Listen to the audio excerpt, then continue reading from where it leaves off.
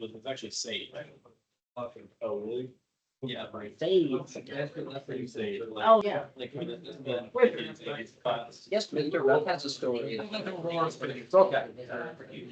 Down the administration board. Mr. Ruff. Let me do something real quick. Oh, Okay, I did that. this review book, you look through it, it has divided by units. And each unit very concise, but it's a good little review. Doesn't cover everything, but it gives you the basic information. And so it's really handy if you want to look something up very quickly. Doesn't go into much detail. I really pick areas that go into more detail on that's, but it's a great review. At the end of each chapter.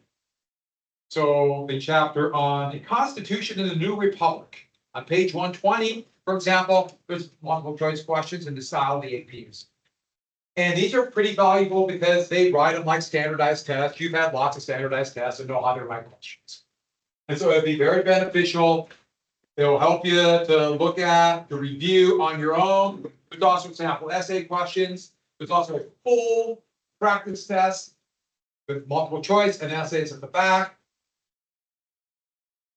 Since 2020, last year they made a change in a couple of the essays. I will give you the information. So, but the questions work perfectly fine.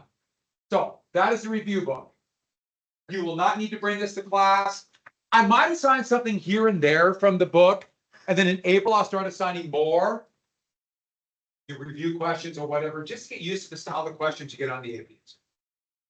And so you keep this at home. It's a very good review book. So, oh, almost forgot.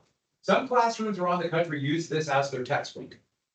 And I don't obviously, but that means there's not a key for the multiple choice.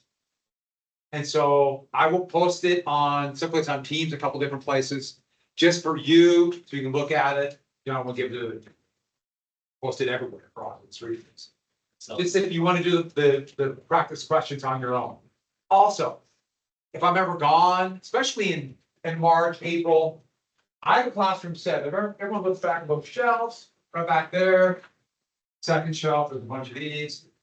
And so I can assign something. It's a really good thing to do in April if I just happen to have to be gone, get sick or whatever. So that's a review book. Good review book. It should help you. They sell a lot of review books. Princeton does one, all these different places. And most of them I don't think are near as good. I have another classroom set back there, and I don't remember how we got that. Someone gave me that whole set. It's not very good. It's okay. It's okay. These are so much better. Next, we have a test on Friday. I mean, a quiz on Friday, just 8 little questions on reading. I didn't mean to scare you, but a big test on Tuesday. On Tuesday, I can put that. That's what it looked like. We're gonna take it from one of my favorite professors in college, Dr. Moses.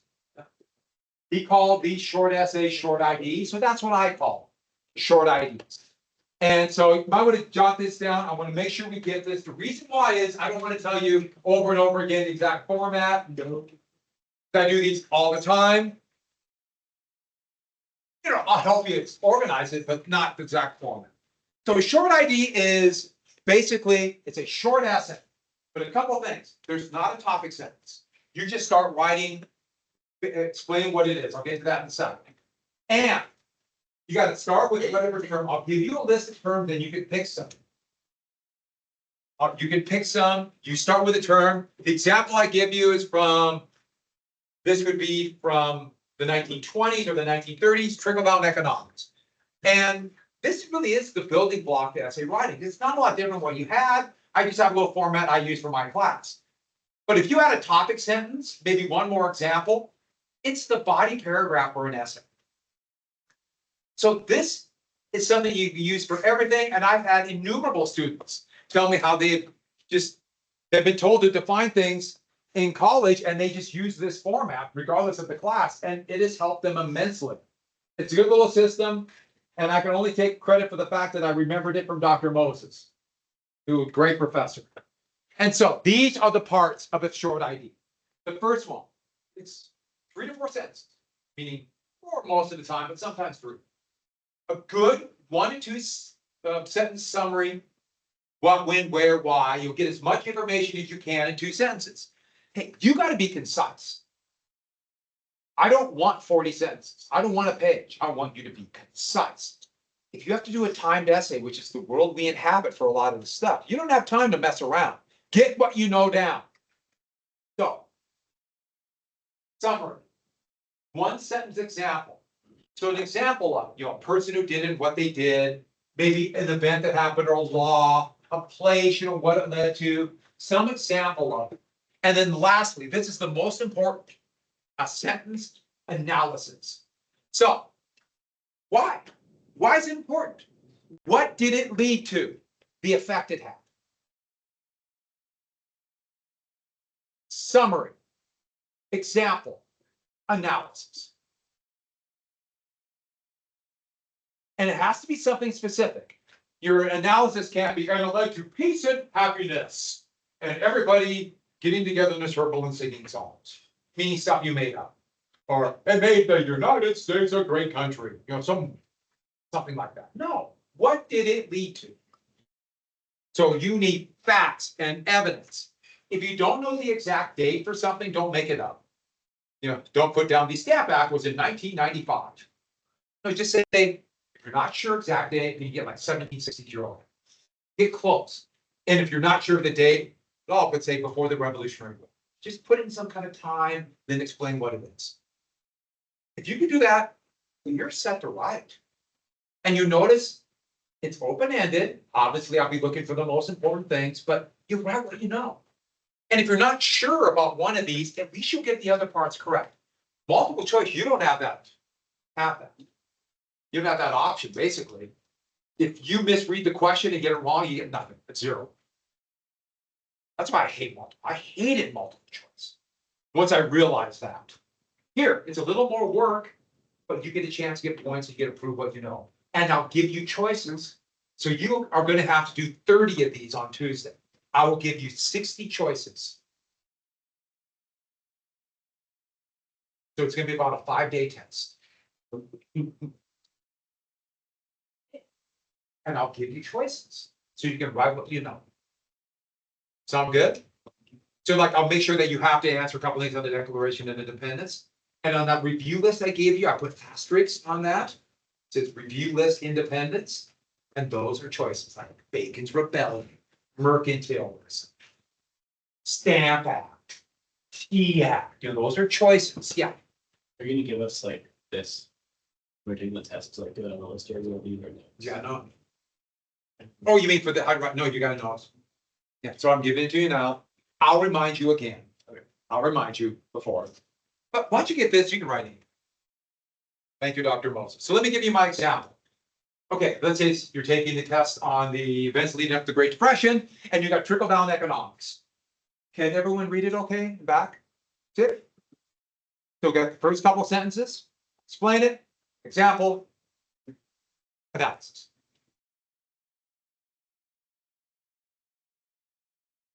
I don't know why I put common folk, I just wanted to. Common folk.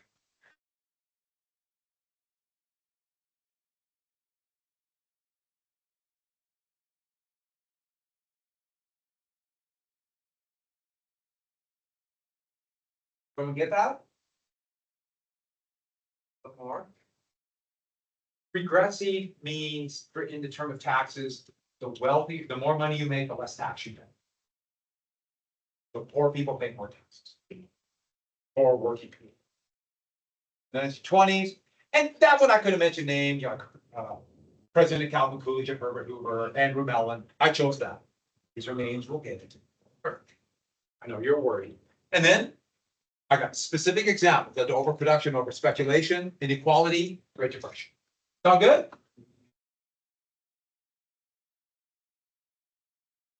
So, things like, Tea Act. Led to Tea Party. Or, I'm sorry, I put it out. Tea Party is what I'm probably have. So, Tea Act led to that, they sponsorship. And then what did it lead to? Remember the coercive acts and tolerable acts?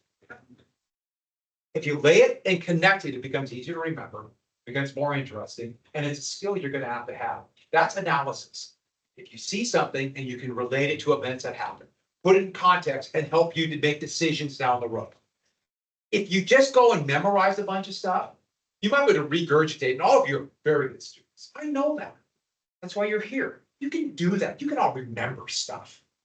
And might be able to regurgitate that. But if you can't relate it to something else, you won't remember it. It won't mean anything. And it gets easier once you start connecting. Because once you know stuff, you connect things you learn to it, you remember it easier. So always think about what it led to, what it relates to, analysis. Until you won't even think what you're doing. Some of you already do that. Some of you, it's it'll happen. All right. 4. Hey. We'll do 4. I'll remind you again on Monday. That's intervention time. I know you've got other stuff to do, but I will take that intervention time. If you want to come in at time, that time, bring in your review list, I'll answer any question you have. And I would say well over half the time, I will be honest and tell you the true answer. So roll the die. No, I'll answer anything, I'll tell you what I'm looking for. Sound good? All right, let's go and finish up where we're at. Now we got pretty close. Didn't we get to, what day was Independence Day? July 2nd, yeah? Pretty happy. Light reading, I was just looking at your national archives. Yes. Just one sec. They could watch me everything. I got it. Well, here's just what you guys Behind the podium, read them something. Chase that number.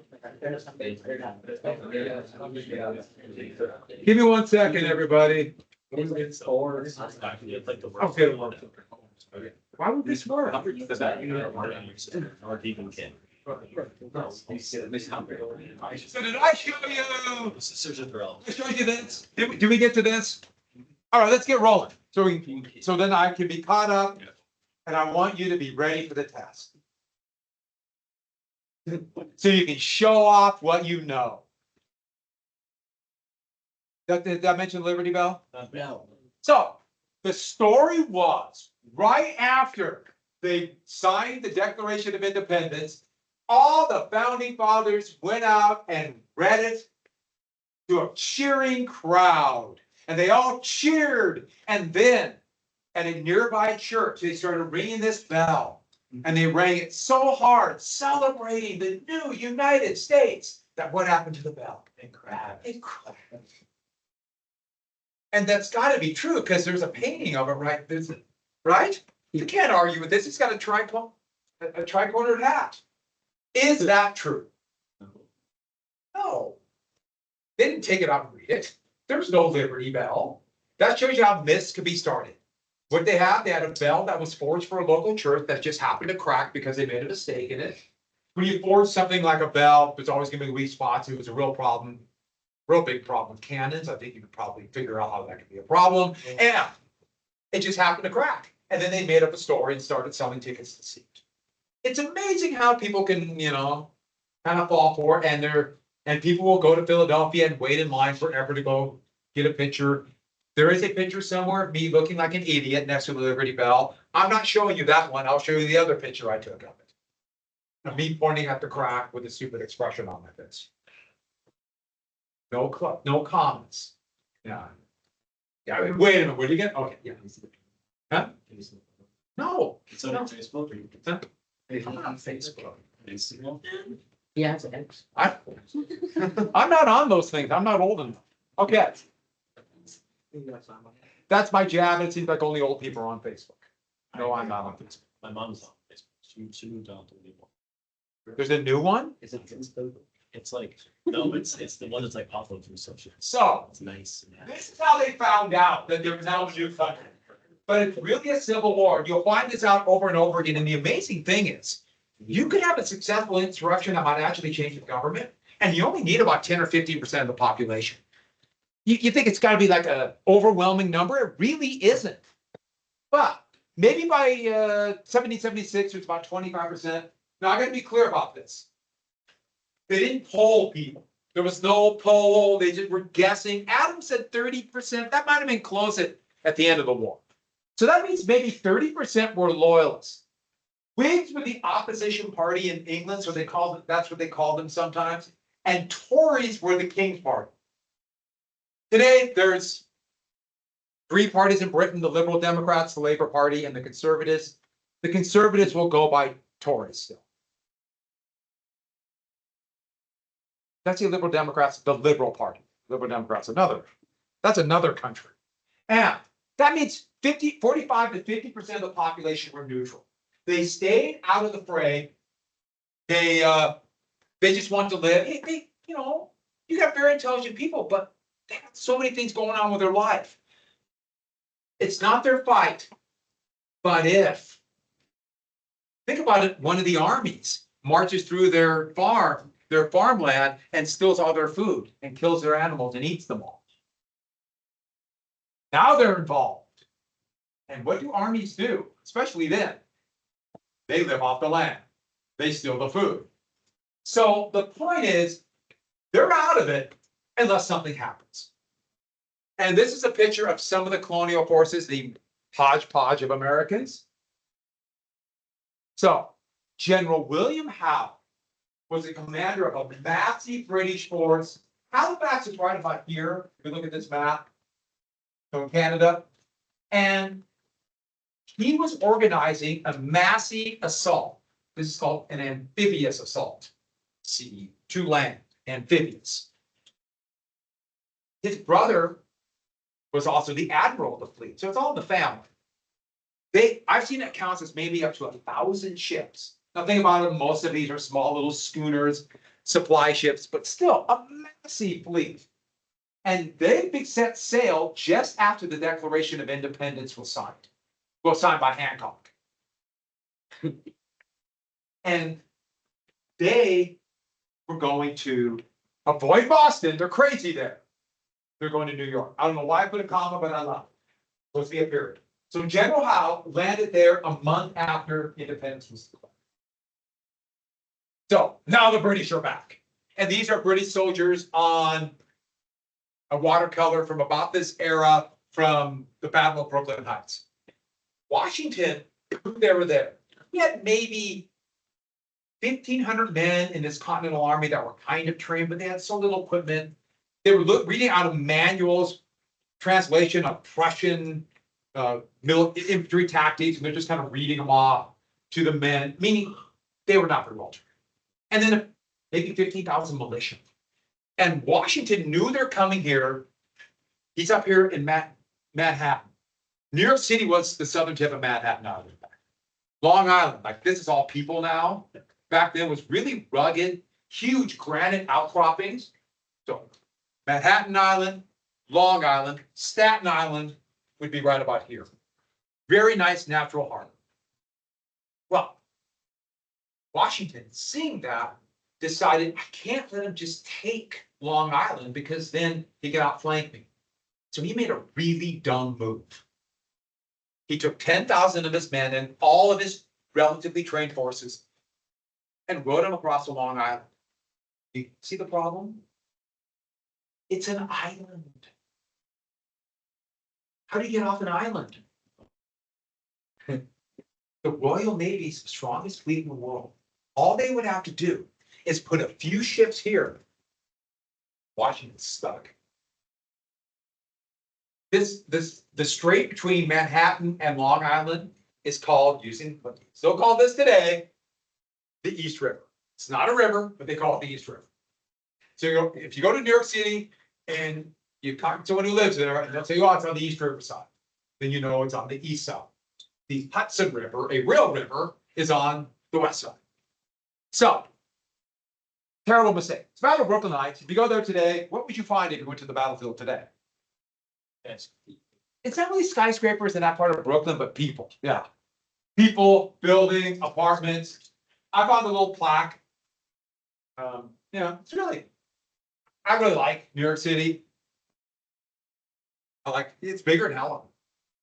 Yeah, I know, believe me. But I just love seeing all the different people. It's really cool walking around there.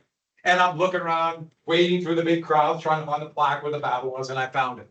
Washington did something because he never really understood how to fight with big numbers of troops. He fought on the frontier as a member of the Virginia militia. Small little battles, what we would call today guerrilla actions. And he left, it's called hanging flanks. Meaning he did not protect his flank here. He didn't protect over here. Think about it this way. Imagine your army facing this way, but no one's looking that way. So what happens? The British outnumbered him more than 3-1. So looking back at it, such a big mistake. As you can see from this black screen, you cannot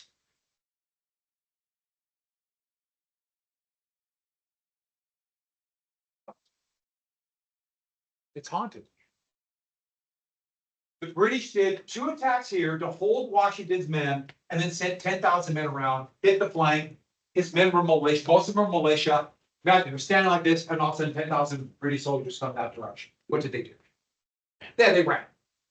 The only thing that saved Washington's army is it got dark. Yeah, that's the only thing that saved. If the Royal Navy would have put just a few ships there, war would be over. And the Declaration of Independence would be a footnote in British history. And I'm not saying there wouldn't have been maybe something called the United States, who knows, but certainly not the United States. It would have been over. So where was the Royal Navy? Admiral Howe decided the weather was too bad, this rocky, and we won. Oh, stupid colonial, it's over. And so Washington got a bunch of men who were whalers. And this stamp, I find it kind of funny. Washington saves his army at Brooklyn from 1951. Like they're commemorating this, it's defeat. But since he saved the army, I guess it's kind of a victory because they're saving the fight. They do the same thing in World War II, for example. Some of you might have heard a little harbor town in France called Dunkirk. And the British saved part of their army there. And even though it was a horrible defeat, we saved the army, we won. So, Washington escaped. It's called the miracle of Kips Bay. Kips Bay. It's one of the greatest what ifs in history. What would have happened? What if they had a ship there? We'd probably be speaking Bulgarian. That's the only thing I can come up with. Only possibility. There's a lot of really great what ifs in history, which I find fascinating. You find out historians love that kind of stuff. But this is one of the biggest. Who knows? Well, Washington escaped into New York. He couldn't hold it. New York fell right away. There would be 2 more battles. Harlem Heights, which is now the Harlem area of New York City, of Manhattan. And then he escaped through what is now the Bronx, and up north called White Plains. Washington's army lost both, but 2 things. They fought better and they withdrew in good order. So they stayed in the fight. New York fell, it's over. They're freaking out in Philadelphia. John Adams, who wanted Washington to command, was now going around Independence Hall, well, what we call Independence Hall today, and saying Washington should be fired. Which that would have been another. What if Washington was fired? The guy who wanted to replace him, Charles Lee, was a fool. Fortunately, that didn't happen. One of the mini stories, I can only tell you little bits of the stories. So, Washington, we're not going to go into the details what happened, beating the states, fled across New Jersey, war was over. And the British thought it was over. I mean, they literally just kind of went back into winter quarters in New York because winter's cold. Hard to campaign. It rains and sleets. If your gunpowder gets wet, you can't use it. So most of the time in these imperial wars, they would not fight in winter. And so they let Washington escape. Even though Washington was out of food, by the time they got across New Jersey, a quarter of his men didn't have shoes. They had worn them right through. They didn't have winter clothing, they didn't have food, they had nothing. It was a total disaster. This is White Plains. And so this is part of the retreat. But the British were too complacent. What a terrible mistake the British made. If they would have followed them aggressively, I don't know. I don't know. But Washington is very reluctantly learning something. You gotta look, this is the time to look at the comparison of the combatants. But that's too many. See, but the British and the Continentals, sometimes I'll call them the colonials. They did not call themselves Americans yet. US. I'm trying to say Continentals. But if you look at just on paper, the British had every advantage.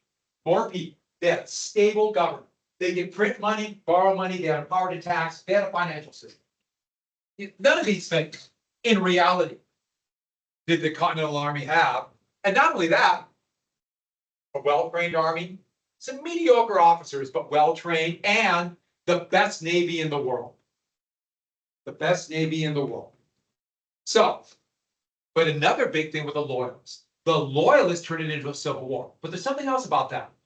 If there's Loyalists and Patriots all over, that means there's spies everywhere. And you never know who the spies are. So every move you make, there's somebody telling on you. Makes it much more difficult. A similar thing what happened in the Civil War. The actual American Civil War. American Indians, for the most part, fought on the side of the British because they're fearful of colonial expansion.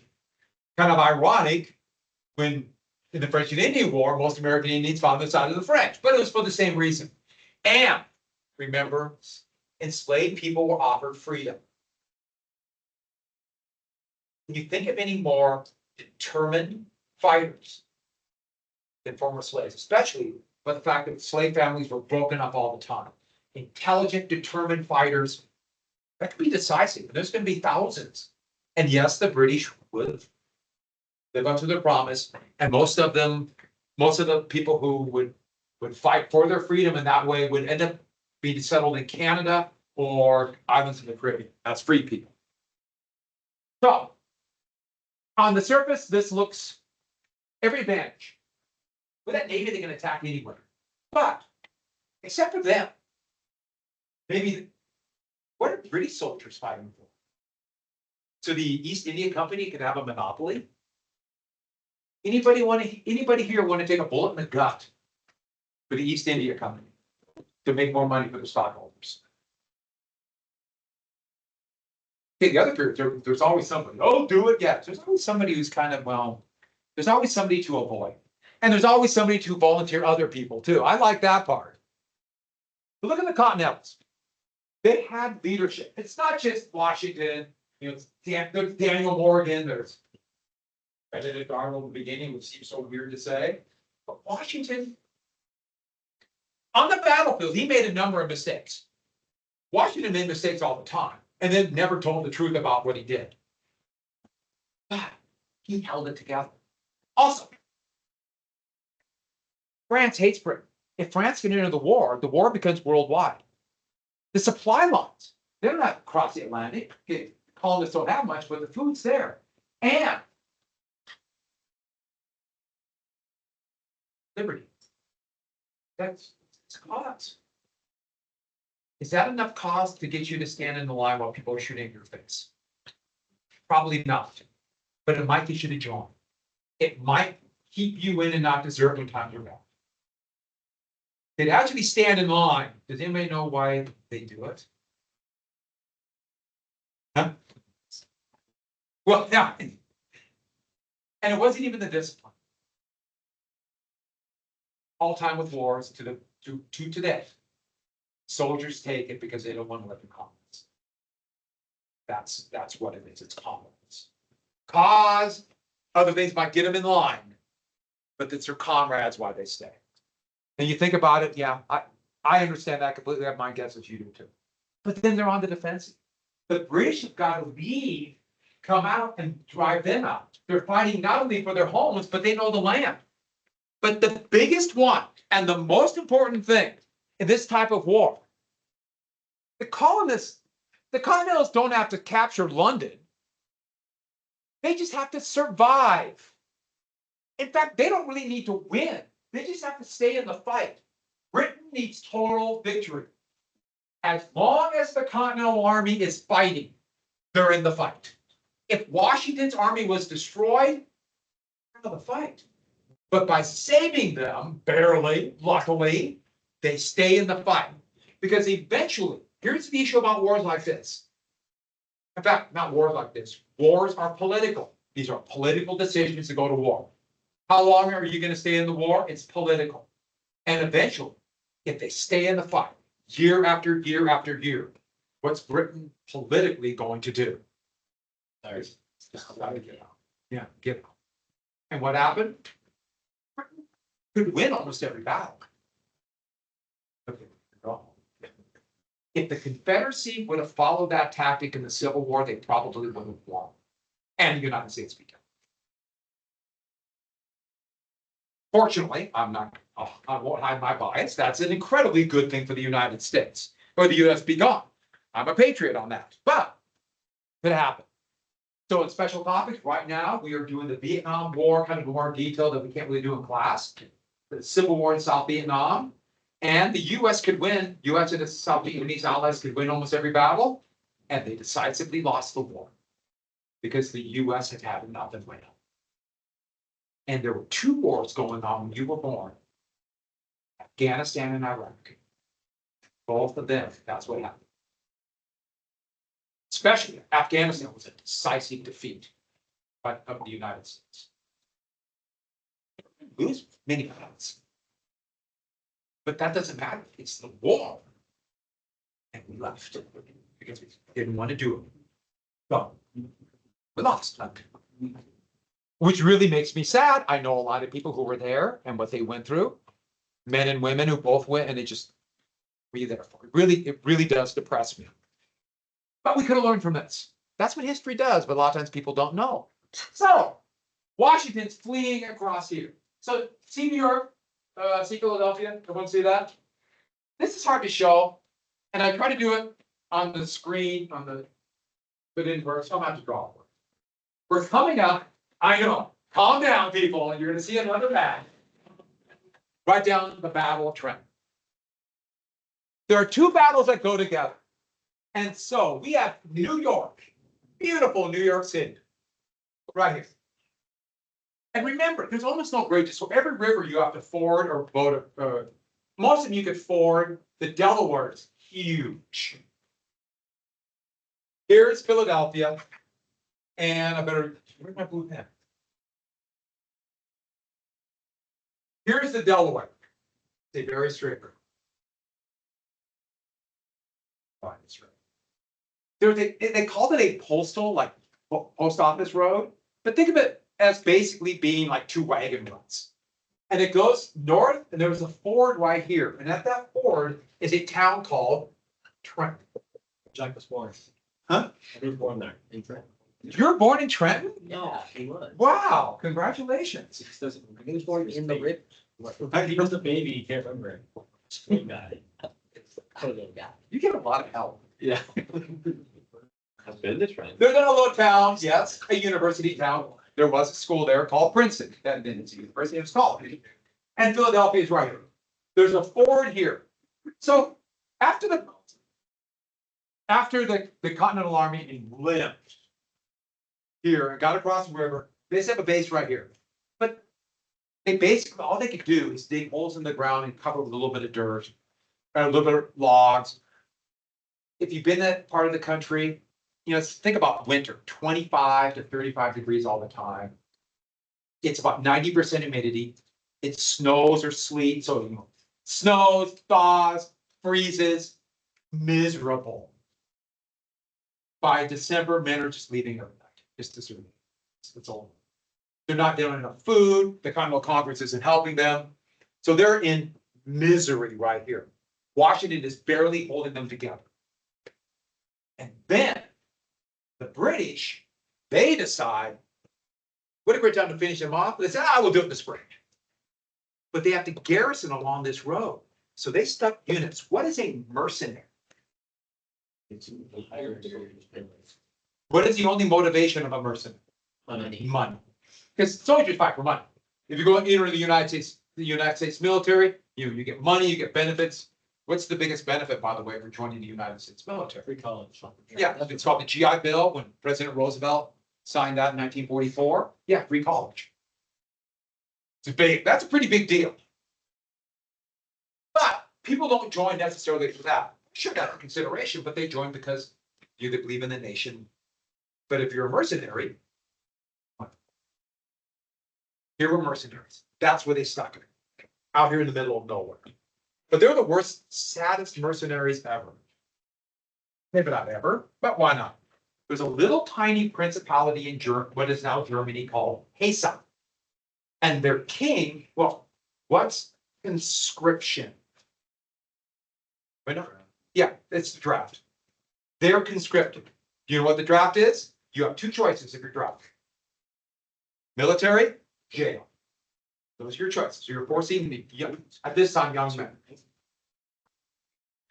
I will tell you why all of you young men, when you turn 18, still have to register for the draft. I will tell you that Cold War story a little bit down the road. So they wore green uniforms. It's from Hesse, but throughout American history, they're going to be called the Hessians. Can you imagine how miserable those 1,000 men were? But not only that, they were conscripted, and then their king sold their service to Britain. They didn't even get any money. Their king got money, and they went to, as they saw it, the wild wilderness of New Jersey. Miserable. And remember, they have to live in the same homes or the barns or wherever in Trenton. Nobody likes an occupying army, but just imagine if the occupying army speaks German and you speak English. Can you imagine how much they were hated and they hated them? And they would be called all the time, you bunch of damn Dutchmen. And they would scream that at them as a major insult. Okay, Dutch, what country are the Dutch? So they're not the Netherlands. Why would they be called Dutch? Anyone know? German is English. The term German is English. What do Germans call themselves? Deutsch, Dutch. So, they're here. They're miserable. Well, spies told Washington, patriots, that they're going to be given a Christmas celebration. Now, let me explain Christmas at this time very briefly. Christmas was not an important Christian holiday at all at this time. At all.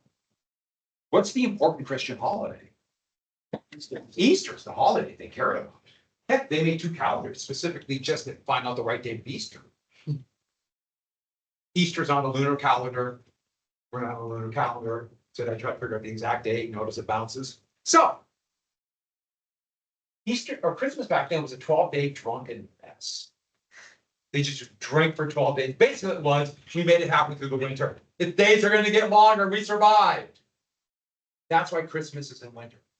They piggyback on Roman holidays called Saturnalia. That's why Christmas is in winter. They just kind of Industrial Revolution would give us our Christmas we have today. That's another story. But they're going to give them only 1 day, not 12. 1 day, not 12. Christmas Day. They're going to send a bunch of alcohol, and they could imagine they're not in the wild New Jersey wilderness anymore. Spies told them they're going to be drinking all day on the 25th. What did Washington decide to do? And look, Basically an ambush, roll the dice, when do you attack? Just before sunup.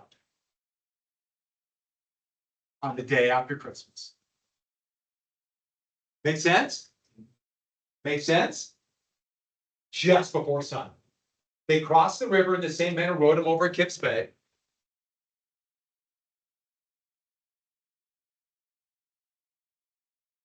They attacked, took control of it by surprise. Loyalists tried to tell the Hessians that the Patriots were coming. The Continentals were coming. They couldn't wake anybody up. They could follow the march of the Patriots, though, in the bloody footprints in the ice for the men who didn't have shoes. It worked completely. They took it by surprise. The Hessians were like just trying to get out of their barns or wherever, and they were just rounded up. The battle lasted less than a half an hour. Victory. You can imagine how many of the Hessians, their nice boots, now were on the feet of Continental soldiers, along with their big green coats. And then Washington went south. Let me try to. Washington crossed, and then he went down to here. The British, in anger, sent 10,000 men to finish it off. down the road. They got here on the night of the 1st and the 2nd. Washington knew they're coming. Washington had all this men like campfires, like a normal night, and then did what? Right away. Exactly, ran away. They attacked Princeton. The British rear guard, while the main British force attacked their enemy camp. That's what he learned along the frontier. Princeton, it was a close run thing. Washington showed great personal courage, leading the men from the front when they started to waver. A musket ball went through his hat and under his armpit, but didn't hit him. They won. And then Washington did another smart thing. What's the really smart thing he did after that? Ran away. So everyone's got to write down 2 battles, Trenton and then Princeton. That's on the 3rd of 1777. They're not big victories. They really didn't matter much to the British, but this is why they're important. This is why you have to write down why they're important. It proved to the new United States, proved to the Continentals, January 3rd, 1777. It proved to the Continentals, it proved to the United States. We're in the fight, and we can win. We're in the fight. We're here. We're not giving up. He didn't need big victories. He just had to show we're in the fight. He's not going to take on the main force of the British, or he didn't take on the main force of the British Army. He didn't drive them out of New York, but we're in the fight. And so the British got to keep going and keep going. And tomorrow I'll tell you exactly what happened. We'll get to the Southern strategy, and we'll end the war. I'm skipping a lot of things, I'm kind of picking and choosing. That was really. Yeah, but they can. Really. 8-question quiz, that is all. Beautiful map. That's great. I quite like it. I was generally born in Trenton. What's that? I was born in Trenton. It was my born here. Yeah, I was born. and then he lived in Princeton. No. Yeah. It's good to My parents hate New Jersey. Jen just called me back on Instagram.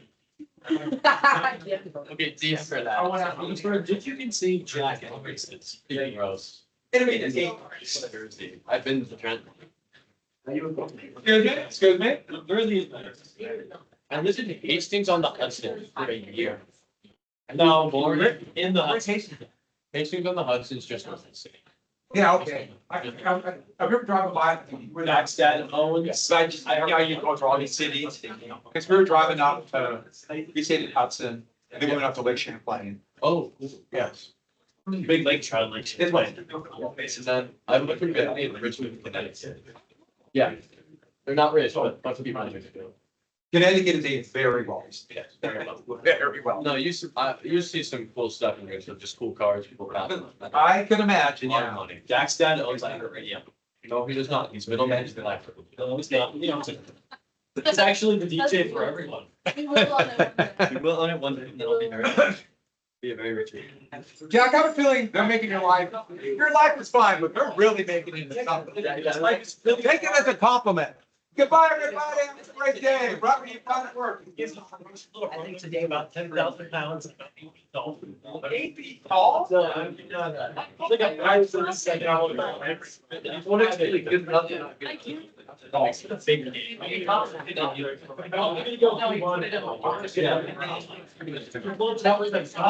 We'll look the actual. Like, maybe 6. Yeah, that's gonna be, I wanna, so I gave the review list, so I'm not gonna ask some questions again about that.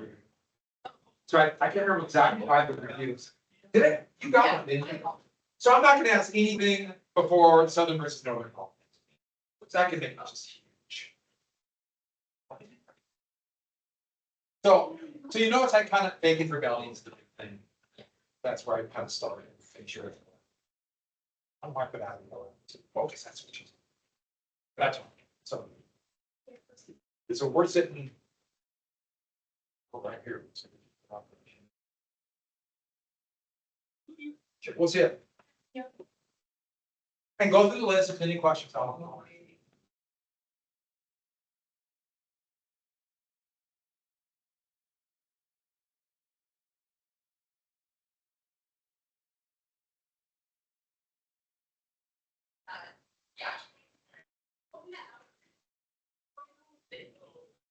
Oh, where else? Like, how hard it's- Gotcha. Yeah.